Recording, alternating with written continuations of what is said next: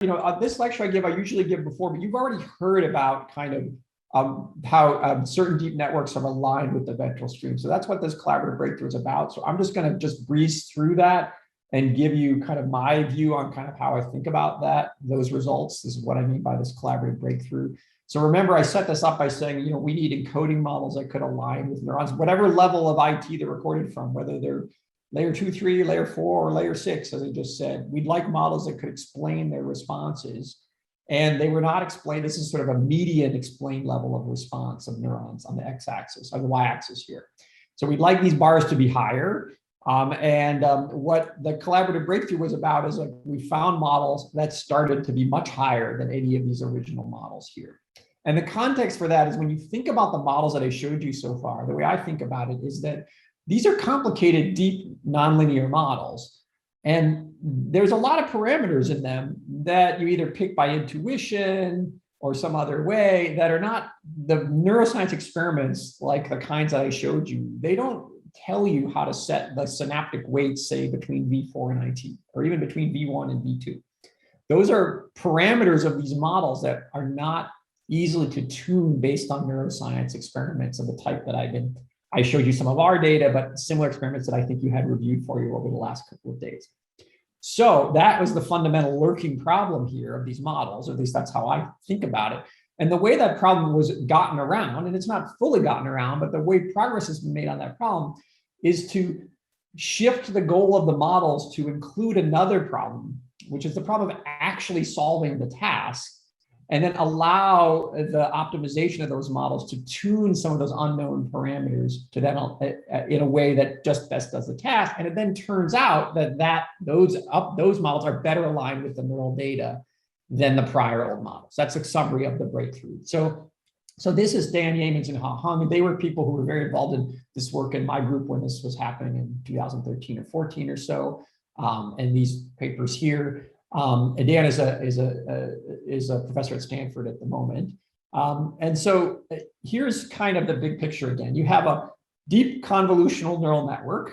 This is not out of the blue. Remember, Fukushima, HMAX, those are also deep convolutional neural networks. This was basically textbook neurobiology of the ventral stream under a feed-forward assumption that this is what the ventral stream does. So this was not a kind of out of the blue idea.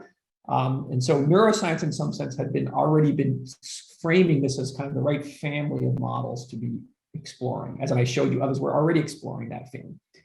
Then, we'd already thought the ventral stream is involved in things like recognition, like being able to say this is a pair of boots regardless of its position or scale. And that's core object recognition. If you think of it as a cognitive science kind of framing of what is the brain, what kind of behaviors is the brain doing. And I gave you that outline at the beginning. But sort of what then happened is that you needed ways, again, as I just alluded to optimize a lot of the unknown parameters of this network, the sort of micro scale architecture, if you will, synaptic connections, for example, in some way to perform this task. And this is where various engineering optimization tools came in to help us. And the most prominent of those, of course, is called deep learning, which you heard about, which just propagates the error backwards to tune the microparameters of the synaptic weights within the architectural family to do good at the task by a loss function that's defined relative to the task. And that is one way to tune the parameters. There are other ways to tune the parameters, but are basically amount to different optimization strategies to achieve the task within some set of parameters here. And all of the work that was done was essentially optimization on this family of models for this kind of set of tasks. And the breakthrough was essentially, the way I think about this from a kind of a science point of view is each time you build one of these models, you complete an optimization, you just state that as a model of the system. You're not claiming that that's the learning mechanism of the brain, at least I'm not. You're stating it as a hypothesis of the mechanisms that are in play in the adult organism when it walks into the lab. And how you get there is a separate issue. That's an issue related to learning and development. But here we just think of it as producing an emulation model of the system and checking the ability of that model to align with the neural data. And so the way I think about this is each choice of the parameters at the end of a learning run or an optimization run, if you will, for deep learning is a statement, a hypothesis. It's locked in at that point. So this is a hypothesis of how the visual system processes visual images. No more learning, it's all just frozen, and then you check it against the data. So each choice of parameters, it's an entirely new artificial ventral stream. And the breakthrough, if you will, or the discovery in science language is that the individual neurons, the artificial neurons inside some of these models, not all of them, but some of them, they functionally behaved very much like the individual neurons in the monkey brain. Behave both individually and certainly in linear combinations, like the neurons that I showed you earlier recorded out of IT or V4, others later showed from other areas as well. And so that's the big picture that you've already heard. I hope that's sort of my context on that. And what's to me most exciting is that we're now in a regime, which I mentioned way back at the beginning of the talk, where people are building detailed engineered descriptions of that are scientific hypotheses. They're hypotheses, so they're all wrong. They're all models, they're all wrong, but they're all better than the models that we had before. This is an example of one at the top. And here's the brain that I've been showing at the bottom. And we're now in a world where we can start to compare at both the individual neuron level, whether it's in IT or V4, V2, or V1, and the behavioral level. Simultaneously, models are being asked to explain all of this simultaneously. And so that, remember back when I said at the beginning of the talk, multi-scale models that could explain, for instance, what's going on in V1 and also explain what's happening in behavior. And we want models that can do all of that. And that is now what's being produced. And this is an example of a feed-forward only model at the top. I'm not saying that's the right model, but it's an example of a feed-forward model.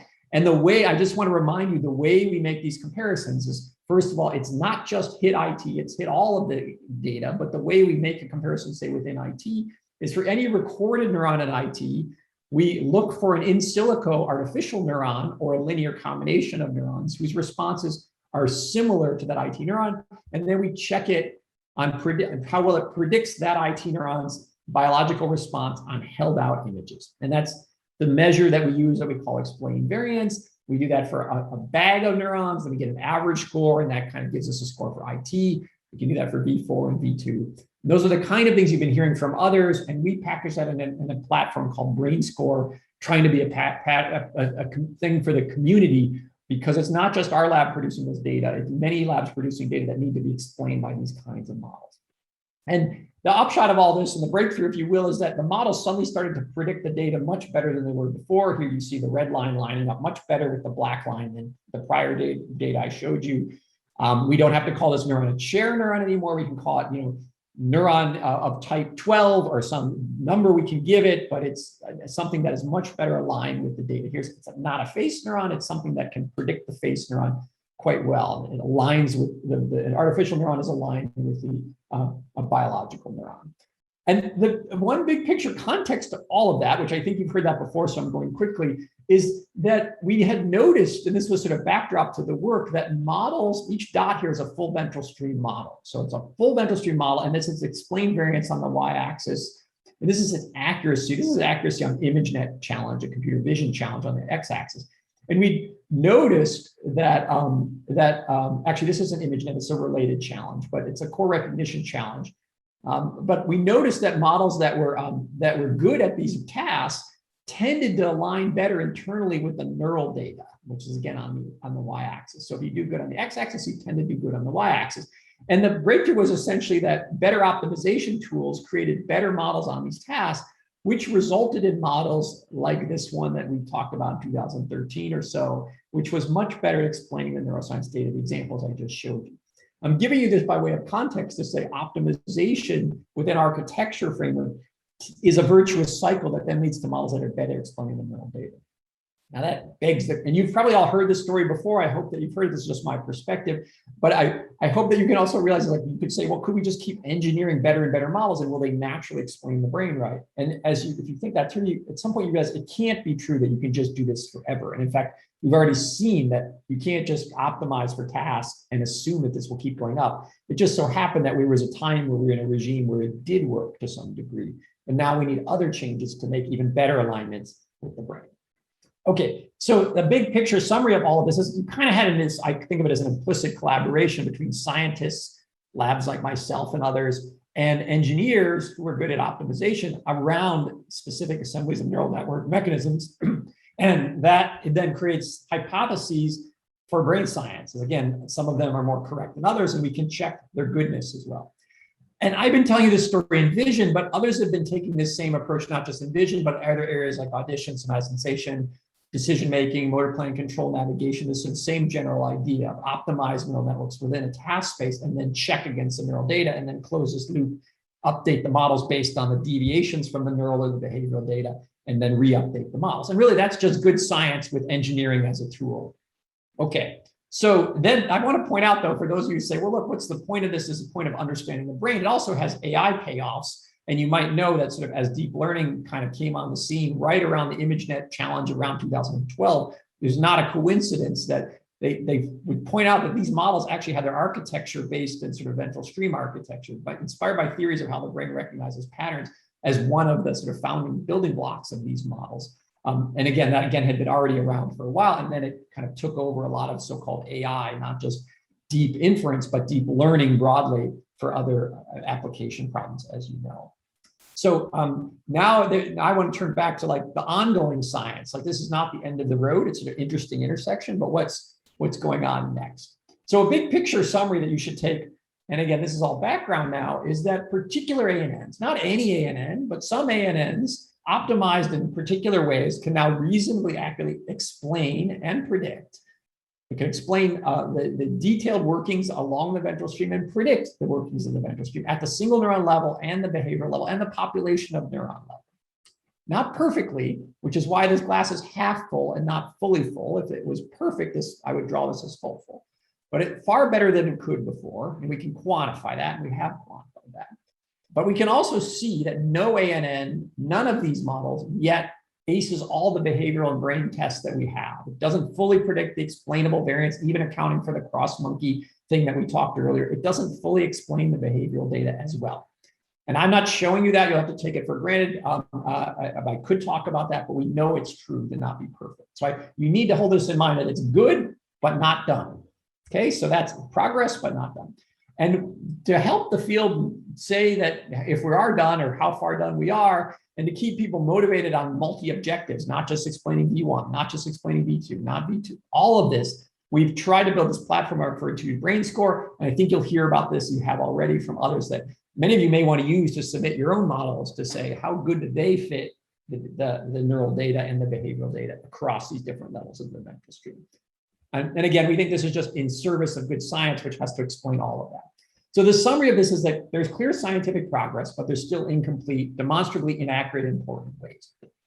Okay, this is where I want to put up some frequently asked questions that maybe we have time at the end to talk about. Why are you testing explained variance? You know, and why are you just fitting big models to the data? No, this is cross-validated. I hope these are things that are obvious. And then, you know, one of the big lurking questions of these models is some people think they shouldn't count as an understanding, and there's various forms of that. You know, they're not intuitive, they're theoretically elegant.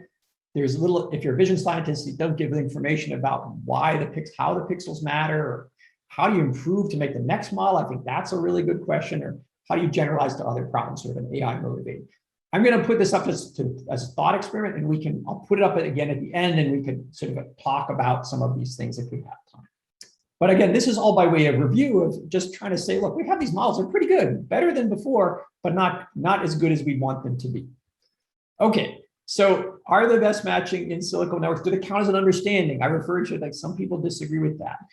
But so what I want to tell you about next is not trying to take on that question directly, but to ask sort of like, let's not have a debate about what counts as understanding and what doesn't. Let's just ask if it's understanding, it should be useful. So let's say, what can brain scientists do with this quote understanding or potential understanding? What can we do with these models that we couldn't do before we had those models? In fact, this is why science build models in the first place, is to do something with them, not just to report to other scientists. So what can we do with them? Well, let me now turn you back to Teuber again and let you hear Teuber again in 1974 talk about what science does. So here we go again. See, the positivist view is that science, any science, tries to explain, predict, and control. Certain difficulties then to define astrophysics as a science at this stage. You may explain and predict, but control is still a little difficult, particularly where outer galaxies are concerned, you know. But who knows? By that token, you could say we are far from being there because we cannot yet explain, though we try. Okay, so Teuber couldn't explain things like perception in 1974, but I'm here offering you models that offer the ability I'm saying to explain and predict. And Teuber says then science should be able to control. So we took that seriously, and we, Code, you've already met here, and Puyabashivan, they teamed up to do this work that we published a couple of years ago. We call neural population control via deep image synthesis. So this is now taking the models and asking them to sort of offer us the ability to control neurons. And I'm going to show you kind of how we go through that. But I want you to sort of see this in the context of like models, even if they're not always intuitive, they offer abilities to do things that we couldn't do without them once they can reasonably accurately explain and predict. And as I pointed out, these models are only partially accurate, but we said, let's take their partial accuracy and see what we're able to do in the control sense of the word. So again, I'll just sort of give you this by way of review. The idea is here's an example model that's a pretty good model of the ventral stream. It's got multi-convolutional layers, some fully connected layers, some categorization at the back end. This is the level of the model that we thought was a reasonably good alignment with area V4. Remember, V4 is the dominant input to IT. It's sort of midway up the ventral stream.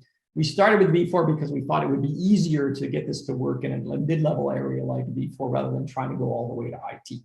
So what we have is a model of this is a population of neurons. It's meant to be a map to this population of neurons in V4.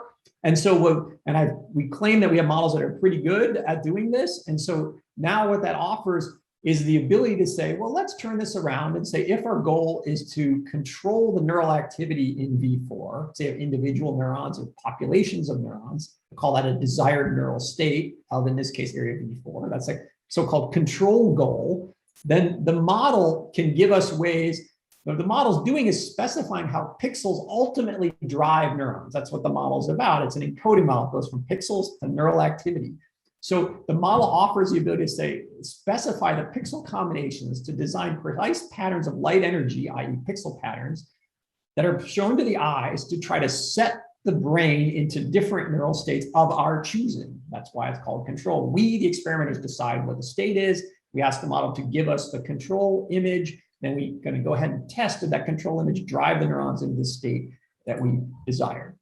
Here is the model. So now this is done through optimization through the model. So given that you have a model, you can then ask the model to optimize the pixels to drive neurons in a particular state. And I'll show you examples of the different ways we do that. But this is just to show you that typically you start with sort of a random collection of pixels, and then you optimize against some control goal to achieve an image that then we then show the image to the animal. And we test how good is that controllability. So it's now an experiment on how good the control is. And we found in this paper that we could use these model design images to reasonably successfully set the neural activity states here in this mid-level. I'll call it deep in the brain. It's multi-cortical levels in almost to the highest level of the ventral stream. So here's how this looks. These are recordings of one neural site in visual area V4. This is the measured neural firing rate on the y-axis in arbitrary units. This is the model predicted neural firing rate of that neuron. So remember what the model is. It's got a linear basis of V4. We build a linear map to this individual V4 neuron on some test data. We then plot it on some held out data, which is what you're seeing here. Each of these dots is an image. This is one example image. What you see is like, this is the model's predicted response to these images. And this is the measured actual neural response to the image. These are predictions from the model. And you see that the predictions line up with the neural firing rate quite well. The dots are really like nicely along this line. And first of all, you should find that pretty cool, except to say this visual is essentially what the breakthrough I've already told you, just plotted in a more easier to see form. This is what was in these papers in effect, is that your models are pretty good at predicting things. And this is showing that here, right? So, okay, it's not perfect. This is glass half full. It's pretty good, especially for these V4 sites, which are even better than IT in terms of matching. Okay, if you're with me so far, you say, this is just the model, this is the setup that I gave you so far. But now an example control goal is if you think this model is correct, you should be able to do things like drive this neuron up here to sort of find me an image that the model predicts would drive up here that would actually drive the neuron out here. So sort of outside its normal distribution, if you will. This is a set of natural images that we showed it. And this was the range of responses we got out of this V4 particular neuron. And okay, so here you go. We call this control goal 1, superactivate this neuron. Drive any single neuron site beyond the maximum response observed so far. That was the control. This is not the only possible control. It's just one we picked because it's sort of a fun place to start. And so we asked the model, please find us images that you think will drive this neuron well. That is images that you predict that are out here.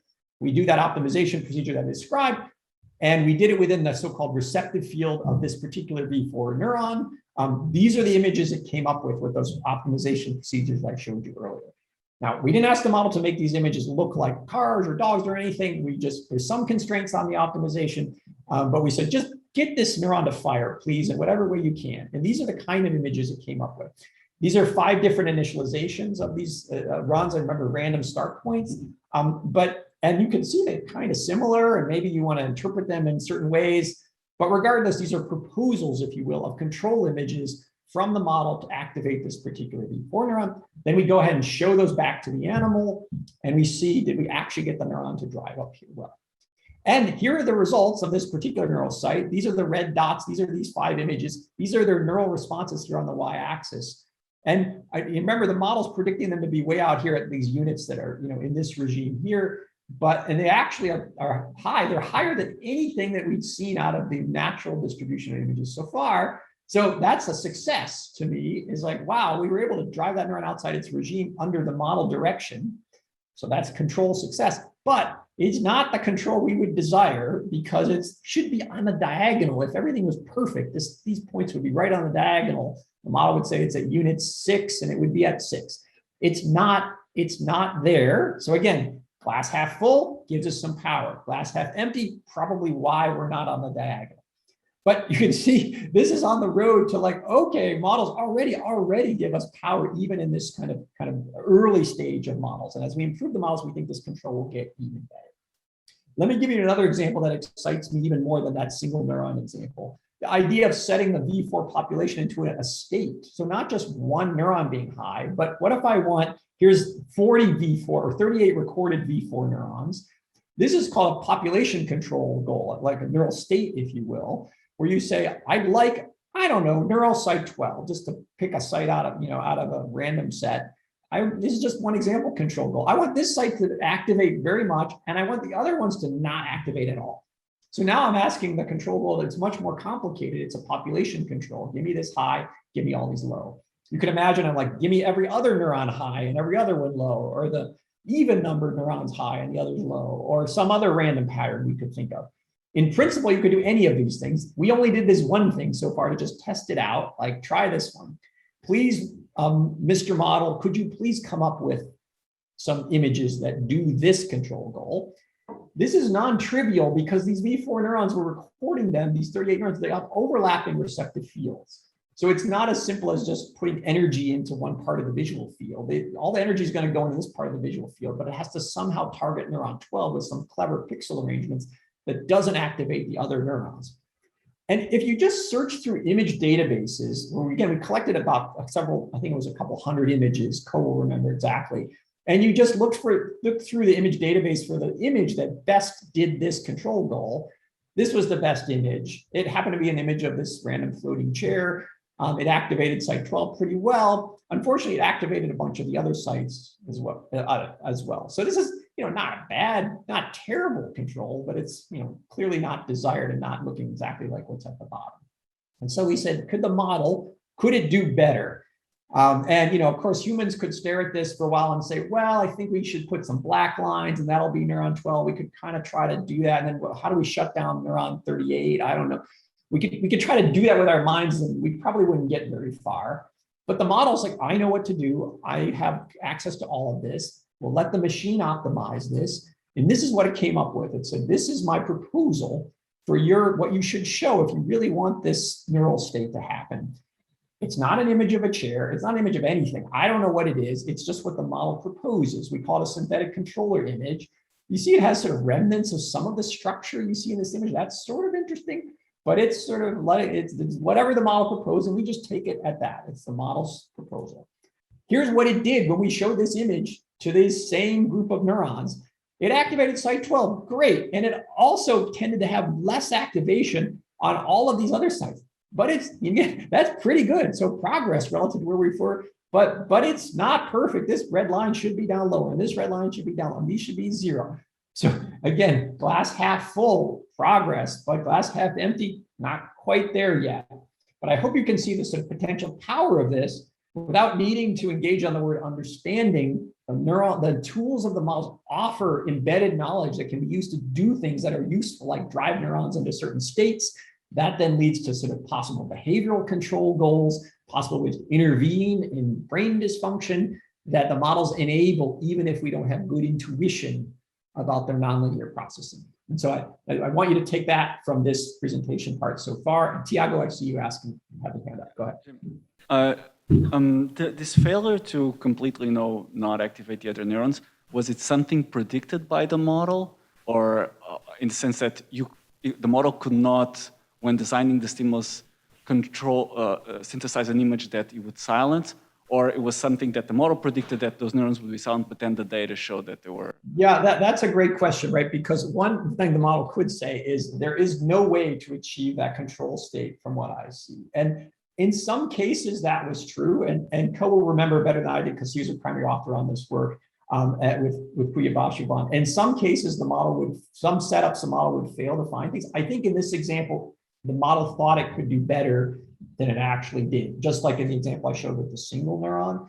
So there's a little bit of that, which is also interesting. But I think the failures that we see so far, the non-perfect controls, I think are mostly the models, not because the model said it would fail, but we only considered cases where the model thought it would be able to control to a degree. I just don't remember how we quantified it in like this example here and how to say, was it that neuron 32 was going to be low? And I'm not sure if we are going to be high. I don't think we even looked at it at that level of detail. We had a sort of global score on what control ability it should have. And that's how we quantified. This is just a visual to give you a sense of this, but we actually quantify this whole thing with a number.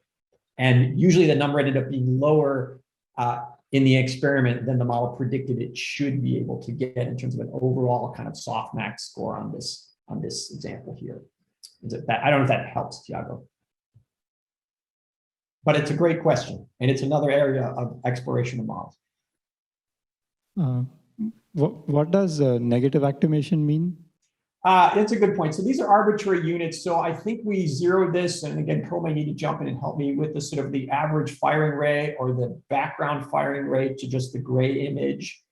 So neurons, of course, don't fire negatively, but these data have been transformed to give us sort of a kind of z-scored response out of each unit, and that's why it can go negative. Okay, so I have another question. So for this experiment and the previous one, I wonder if there's a control, or maybe you guys have already done it as well, where you've searched for the opposite condition, like essentially nullify neuron, I think 12, and then amplify all the other ones. So I'm thinking like, can you do a negative control where, and maybe you've done this and I haven't seen it, where like even for the line in the previous experiment, you map the response to 0 activation or something like that. I don't know what your thoughts are on that, Jim. Yeah, you mean like this, right? Right, yeah, something like that, yeah. Yeah, that'd be cool. Or I just mentioned like, could we do, like this, right? I mean, we have not tried any of that stuff, at least not unless Ko's done it without telling me about it yet, which maybe he might have, but we've not tried that yet explicitly. In principle, it should work, but it's like there's an infinite space of things to try there. So this is all we've done so far. In fact, our next move was to try to move this up to IT, and things seem more challenging in IT for reasons we don't yet understand. So that's the edge of where things are, but we could go back to V4 and try to play this game some more there too, but we haven't yet. So it's a great idea. Although if you think it through, if these things fail, then what do we do with that knowledge? Like there's always that lurking in the background. Like if things don't work, then it's just, what do we do next? So it all comes back to building better models is the way we think of it in the lab. But the answer to your question is we haven't tried it yet, to my knowledge. Does it bother you at all that these images are not naturalistic? Or in other words, what would it look like to try to find control stimuli, but from the manifold of naturalistic images? And is that even interesting? That's an interesting question too. It's like, as I mentioned, there's sort of regularizers we put on the images that sort of give them some structure. You could try to make that even stronger where you sort of search within natural images, but I kind of view it the other way. Like I'd like to let the thing go as far away as it could to give it the best chance to find something that we wouldn't find on our own. That's the way I was thinking about it. But the risk of that is, of course, the models are best in the regime around the distribution of images. So the more space you give it, the more it kind of basically shows that it's an incorrect model. And that's the reality of where things are at the moment. So making these more natural will probably lead to better kind of control in terms of matching because you're more within the distribution of the test images. But it might not, for instance, allow as much super activation as we would achieve. That would be my intuition. It's like you wouldn't be able to do things that you could otherwise do. But we haven't tried. Again, it's a great space of how do you want to regularize even more on the images to do that in effect. But the question is, does it bother me? I'm like, no, I actually find it most exciting that it finds things that I wouldn't find by just searching natural databases. That's how I think of it. And that's the spirit of model-based control. I wouldn't have expected the V4 like stimuli to look anything naturalistic either, because like that's like way before areas that we usually think are being read out to execute behavior. So my expectation is not that, but if it comes out of the model that way, that would be good too. So I kind of agree with Jim that maybe like we let the models speak. And of course, as he also mentioned, that the models will be biased towards maybe trivially towards their own training sets, so on and so forth. So that's something that we should keep an eye out on. But the main point of all this really was just to show, it's really kind of a foil to say those who want to say these models shouldn't count as an understanding, they have to reckon with these kind of application goals. Like that's, I think there's going to be a trade-off between the ability of models to achieve applications like this one and the intuition about how models work. I think that tension is in our field right now, and this was a kind of push in one direction to say, you know, hey, you want applications, maybe you want to give up a bit on intuition and let the models have a say on what should be done. At least for me, that's how the motivator for this experiment. I had a follow-up question to the glass half full sort of thing. So in the previous plot, or even in this plot, what the model is essentially driven to do is something that's in a way could be considered out of its distribution. Like it's extrapolating what could be images that would drive that sort of neural firing rate that has not been seen. So how do we comment on whether it's a shortcoming of the model that is not able to drive those red points to the line, or is it something else? Maybe the model is good enough, but because it's not seen those samples, it couldn't drive it to the say x equal to y line. Right. Well, I think that's a good point. I share your intuition that we're asking the models to go out of distribution, as you say. But I think this comes down to how we use the word model, how you and I use the word model. As I said earlier, once we optimize and fix parameters, that is the model. So when you're saying the model might still be okay, what you're imagining is like, well, the model, if I taught it on some more stimuli, then it would be okay. And to me, you're creating a new model because you're micro-tuning the parameters then. So right now, this is evidence. This model, as I construed the word model, is wrong because these points aren't on the diagonal. But partly right? So in that framing, it's like, no, the data show the model is wrong, but better than no model. And your intuition is like, maybe I could make a better model with more training, and I sort of share that, but that might lead to a model that would match better. But we also get into like, well, the more you have to do that, the less the model is able to actually offer any generalization control, which is kind of what you really want from a perfect model. Right. So then we get into this tension of like what counts as generalization and how far away it needs to be. But I agree, if you could start to train models on a bunch of other stimuli, that might lead to better effective control and even expand the domain in which it could control. I hope that makes sense. But clearly, this is a fail. This is both a success and a failure. Again, half full, half empty in our language of what these models are. Unless there's big questions, I want to kind of go on to any more. I want to kind of close this section here a bit and see if we can get to some more fun discussion and maybe come back to this. With the ability to control patterns of neuroactivity, designing images and movies is something that we think a lot about. We think this is something that I think has long-term potential as one of the reasons for these models. You know, Toiber at the beginning was, you know, poo-pooing hypnosis, but, you know, the history of psychology has things like psychotherapy. In principle, you can influence brains. I think I'm influencing all your brains right now, if you're listening to me, in some ways, just by providing auditory and visual input to your brain, some of which will be long lasting. So there's no in principle reason that we couldn't intervene in brains with like a more expansive space of interventions guided by models that might have health benefits that I think we should think more about, that would be far better than giving drugs. And, you know, classically that's called psychotherapy, but we didn't have the mechanisms to engage. We don't have the knowledge of what to say, how to say it, how to provide it, but these models might provide, in the long run, are going to provide new ways to think about that idea of intervening non-invasively, and hopefully to improve brain state. So far, we've achieved decent control up to this level before, and that's what I showed you. We've been trying to get it to work in IT, and that's still been a challenge. But so what we think is, like, as we further improve our models, a superpower will, I call this a superpower, will further improve. And that's sort of a motivating goal to make a better model, and then we can come back to control experiments again. So this was sort of an application detour in a way. Okay, summary, clear progress, but still incomplete. I want to turn to the last part of the talk of, like, I think some of you asked some of these questions in the chat. I said, what can brain scientists do with the current hypothesis? I gave you an example, a control example. This is just one example of things you can do with these current best models. But back to the glass half empty, right? Okay, what I said, the half full part can help us do stuff already better than our old models, but how can we improve these? How do we fill up the glass? How do we improve these models? How do we improve the, i.e. the mechanistic hypotheses? And I think that is, of course, the forward-going research, the central forward-going research question, which will, of course, have application payoffs. Okay, and this question is, of course, to me, it's somewhat obvious how you do this. It's how you do any science. You measure stuff, you test stuff, you see where it deviates from the actual stuff, when it deviates from the brain.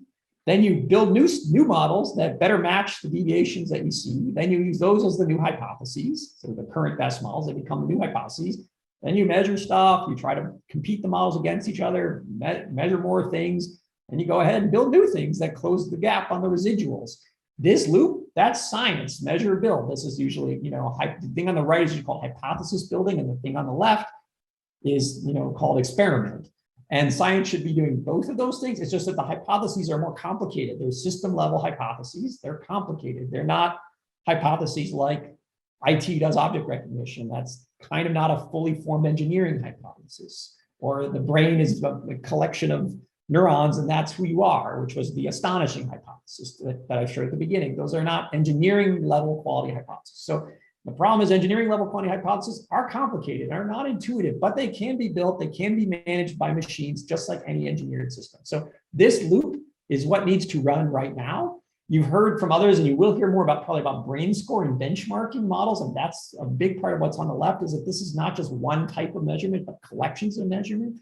And the models, many of you are, you know, those are also complicated. Many of you there are starting to play with them and the tools that enable them. And those will continue to be interesting and good forward hypothesis building direction. But let me just say, what are major axes that we're pushing on here? Well, I'm just going to highlight two major lines of ongoing experimentally driven work without actually showing you this work, because I think you've heard about it or you will hear about it. So for forward-going model building directions, two of the important lines for us in the lab right now are to study and improve the early components of these ventral stream hypotheses, even the sort of retina, LGN, V1 levels. You've heard about some of that from Tiago, who's there in the audience, and a grad student, Joe DiCarlo. These are just two of the students that happen to be working with us that are working on these things right now. This is already having some payoffs in terms of improving models' adversarial robustness, as Tiago told you. But to me, it's just building better models of V1 also leads to better models of the whole ventral stream, even measured at the behavioral level. And Tiago can tell you, has told you about that work and can tell you more about that. And some of you may be interested in projects in this direction. So think of that as sort of one area of model improvement that we're actively pushing on.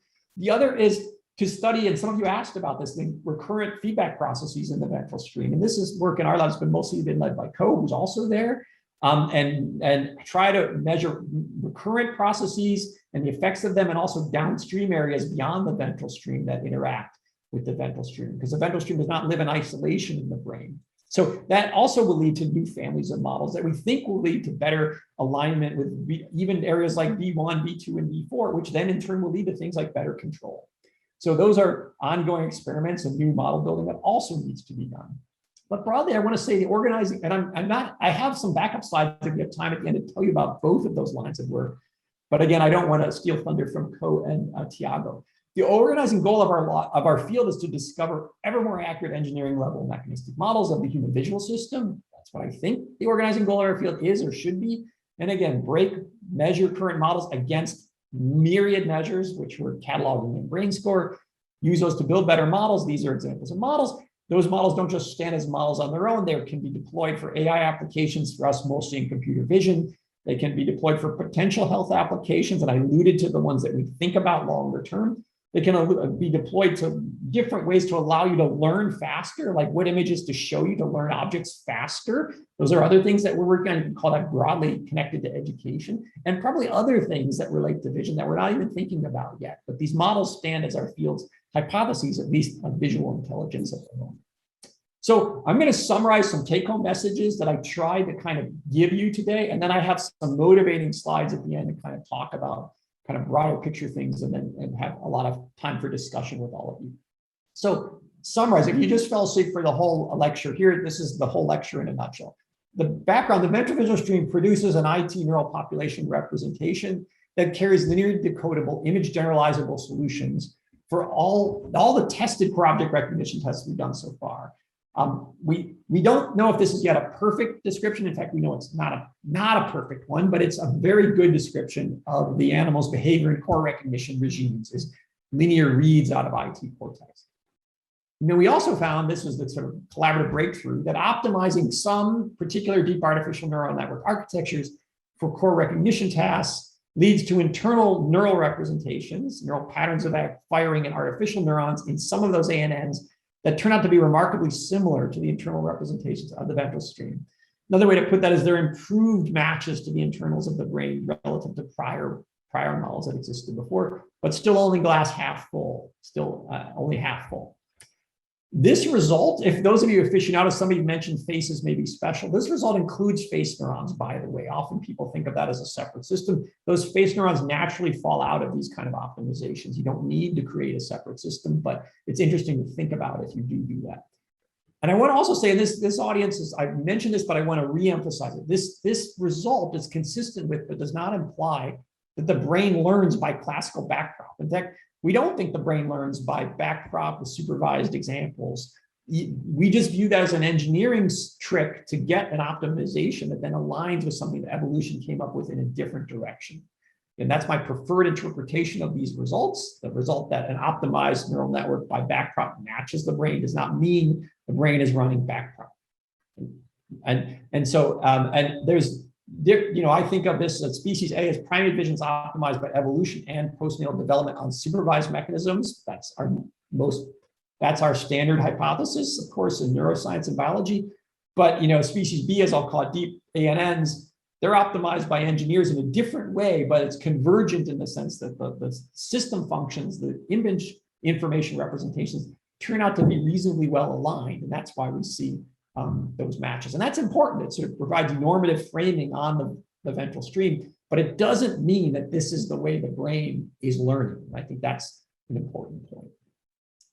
These same ANN models can be used to guide the construction of novel synthetic images to superactivate or control populations of neurons. This is the use, that glass is half full. It's already useful in these control senses. At least I showed you in area V4. Now, sort of turning to red, sort of like these shortfalls, if you will. These same ANNs, they're not yet functionally identical. The glass is half empty. You can look at some of these papers and see that the behavioral level, we see that already at the neural level. We know the glass is still half empty. There's still work to be done improving these models. One difference that might explain the glass half empty is the lack of recurrent circuits. And some of Co's recent work shows that fast-acting, automatically evoked recurrent circuits enable the ventral stream's superior performance. In other words, enables the IT representations on many images. We can see that they're recurrently dependent, and that's ongoing work from Co and others. And so that's an area of model improvement. And we co-included and Tiago included and many others in my lab and other collaborators far beyond are trying to build new models that incorporate more of these biological constraints. And thus far, these models show that computer vision gains in efficiency and gains in robustness to image perturbation. And I didn't talk about the depth efficiency that's related to the recurrence work, but I did mention the robustness in Tiago's work that you can see when you make things more biological as you build those models. So just stepping way back, I've been talking about vision as part of visual intelligence. I've been talking about core recognition the first couple hundred milliseconds. There is far more, of course, to human intelligence, even visual intelligence. Scene understanding requires, prediction over seconds. Where is it safe to walk? Remember that first slide. Requires things like what people would call intuitive physics or intuitive psychology. Those are frontier areas that I'm not talking about today, but I think the same kind of approaches are starting to find their ways into those areas. Broader language, social interactions, embodied intelligence, of course, is a very deep well of human intelligence that can be attacked with the same kind of approach and actually needs to be attacked if we say we could really understand how things like social abilities are the result of the mechanisms of the mind as I set up at the beginning. So in the one last slide here, I want to kind of, if you're an AI researcher and you say, well, okay, my goal is to build computational intelligence that meets or exceeds biological intelligence. I want to just give you a perspective on how I think about if you're in that boat. And, I'd like to do that too, although I'm a neuroscience researcher primarily, but I would love to see silicon-based things that can compete with us. What are your strategies? You could say, well, let's just forget about the brain. We're just going to build whatever we need to and ignore brain sciences. And that's not an unreasonable goal. You probably wouldn't be at the CBMM summer course if you thought like that. So I'm already speaking to a biased audience. But so let's say you're not going to take that strategy. You want to sort of pay some attention to the brain, but you still have some strategies. Like you could say, well, I'm going to talk like I'm brain inspired, but I don't actually want to care if the things align much with my measurements. As long as I can say this is neuro inspired, it's really good for my advertising and PR to say I've got a neuro inspired system if it's just loosely inspired. And I guess you can do that. I'm frankly not a big fan of that. In fact, I'd rather you do number one and say I'm just building good systems. But if you could also say, well, I'm going to use human performance as a benchmark. This is not yet up to human performance, but I'm going to report relative to that. That's better because you're essentially starting to use the biology as measured in behavior as a marker of how you're doing. But it's not going to provide maybe that strong of a constraint if you just say, we're 90% of humans or something. It just gives you a number. It's good for advertising and PR, again, if you're a system builder for AI systems. Another way to go, which is more of a neuroscience way, is you say, look, I'm not an AI researcher. I'm going to study simple neural systems, kind of like phages were studied for DNA, right? You figure out how DNA works in a phage, a virus, before you work on eukaryotic cells. The same idea in neural systems, you work on some small system, maybe it's a C. elegans, or maybe it's a fly, or maybe it's a rodent, something that's smaller, and you hope that you can get some principles, quote, principles that somehow you're going to scale up. That's not an unreasonable approach. In fact, it's the classic approach in biology because of histories like DNA. I'm a little bit skeptical as to whether that's going to work to a great degree in these very complicated systems, but I think it's a reasonable way to go, and some of that work should continue to be done. The last approach, which is the one I favor, which is what I tried to present to you today, I'm calling this forward engineering, which is basically building scientific hypotheses within, I'll say, wisely chosen brain science measurements. It means you can't match everything in the brain, but you make some guesses at what to match. You build systems, you check their alignment at the behavioral and neural level, you look for tested deviations for some measurements as you build them, and you adjust the system building directions if the deviations are growing rather than shrinking. So this is that loop between science measurements and engineering that I was describing, where you're trying to build sort of an engineered copy of the system, if you will. That's a way to think about an emulation model of the system. And this is actually the approach we're mostly taking. It's engineering in the service of science. This is what I call reverse engineering, with the goal of scientific hypotheses. The advantage of this is, its disadvantages is it doesn't always have good intuitions about, like area number 4, where you have intuitions about principles, but it has the ability to actually make advances in things like neural control, which could then lead to things like human health, education, and brain-machine interfaces. So in some sense, it's like the safe strategy to build systems in this way. The small bonus is you actually get this to work, then you're helping to solve one of the greatest open problems in the history of our species, which is Teuber and Crick's astonishing hypothesis. How do the transistors, how do the mechanisms of neurons give rise to our intelligent abilities? Not just that they do, but how do they? And that's really one of the greatest open problems in the history of the human species to be solved as a science, a great science question. Okay, so that's some perspective, again, coming out of it from an AI point of view. And I'm just going to sort of end there and like leave you guys with a lot of that thought material to say like I'm happy to talk about any of the things that I've sort of put up as more teasers along the way, including this one. I'm also happy to go on and talk more about some of the recurrence work or my ideas there. But again, I think you've heard some of that from Co and Tiago, so I don't want to retell you things that you've already heard about. So let me just pause there and see where you guys want to go with the next 15 or 20 minutes we have left. Thank you.